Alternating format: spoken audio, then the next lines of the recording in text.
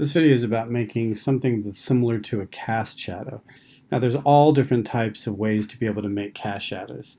And that's a shadow that isn't just like this glow or a normal drop shadow where it fits behind the entire thing, because this shirt looks like it's now floating on top of the page. And it doesn't necessarily, it can look nice, but it can also not necessarily look all that realistic. So I'm going to come back in here to this document and I'm going to place in a bag that we'd already cut out. I'm going to say, here it is. It's about this big, which is obviously too large, way too large for this document to be sitting in here on top like that. So I'm going to go ahead and shrink it down a little bit. And I'm going to leave it partial. Actually, I'm going to say that maybe it's going to end up running on top of the green background. Okay, I could come in here and just find an oval tool, or the ellipse tool, which could be hidden underneath the rectangles. I just got to this by pulling on the caret beside one of the rectangles, and I'll let go on ellipse tool. I will draw an ellipse that is slightly bigger than the bag. I'll go ahead and just fill it with black. Okay, maybe that's the right size. It's covering up the bag, so I'm going to click on the bag and go up to Object, Arrange, Bring to Front.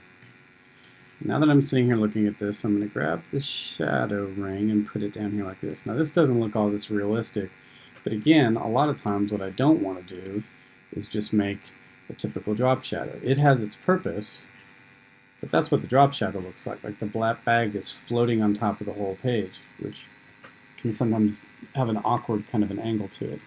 So instead, I did this. And actually, after I've done this, I'm going to come on up here and I'm going to go to Object, and I'm going to go to Effects, and I'm going to go to Basic Feather. And now that this is sitting in here like this, I'm going to go ahead and play with how much of a feather for this thing to have. We'll just try this one out. And then I'm going to click OK. Okay, now it looks like the harder shadow underneath the bag, and it fades out to being a little bit smaller at the edges. There's better ways to do this in Photoshop, but they take time. This way we're able to do the entire thing here in InDesign, at least for our initial mock-up. Then if we decide it's really what we want to do, maybe we do go back to Photoshop and we make a better cast shadow there. So this is like the sun is falling above the bag and it's making the shadow down here, which is clearly different from what it looks like over around this thing. Another thing I can do though is it still doesn't look all that realistic. I can go to Object and I can pull back down to the effects, but this time go to Transparency. And instead of leaving it in the mode of normal, maybe I want to change it to be multiply. And in a way, it got darker, but instead of it being all gray, it actually is saying what would happen if the shadow is multiplied on top of the green. So when we're doing a cast shadow, this is probably what we want to do. As long as I'm here, I'm going to change this opacity and say, yeah, but it got too dark. So I'm going to pull it back down. And actually, I'm going to pull it way, way down to look something more like this. And sometimes you decide that's fine, and then you can adjust where this thing sits on top of it. Or you could decide I made it too tall. So I'm going to click on this thing, grab this bottom thing, and I'm going to pull the shadow to be kind of skinnier. And then again, readjust how it falls underneath the bag. That's one thing I could do. Another thing is I could have made a shadow like this, because sometimes the object that you're trying to do this with has such an extreme shape, like across the bottom, it has this big, huge arc or wiggle cut into it. It's not a flat object to begin with. So if you don't want to try using an ellipse to start to go through those things of feathering, then changing the transparency to being multiply rather than normal and sliding the opacity back, I could come in here and draw on my hand. So I'm going to come up here and I'm going to find the pencil tool, not the pen tool, but the pencil.